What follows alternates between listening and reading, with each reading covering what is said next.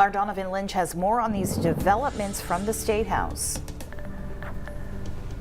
Well, it's certainly been a quick turnaround as the Appropriations and Financial Affairs Committee gets to work this evening on a new bare-bones 2-year spending package just one day after the Senate struck down a supplemental budget bill that would have covered a funding gap in MaineCare, the state's Medicaid program. Now, the new budget bill folds in the items in the supplemental budget as well as includes the bare necessities in the larger 2-year budget bill. It's all about keeping the lights on, as the legislators have told me.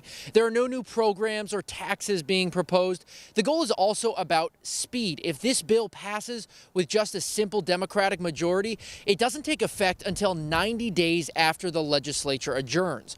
That means if Republicans don't support this measure, it needs to clear the House and Senate by the end of March at the latest to avoid a government shutdown. And that's why Democrats say they're working on it today, especially because with the lack of support from Republican senators that killed the supplemental budget, they're not counting necessarily on bipartisan support. Republicans, though, on the other hand, say the process of this new budget bill was sprung on them without proper time to digest the legislation.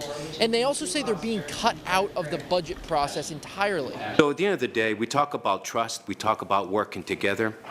There is no trust, there is no working together. I kind of feel like if Republicans are in the building, they call it a bipartisan budget.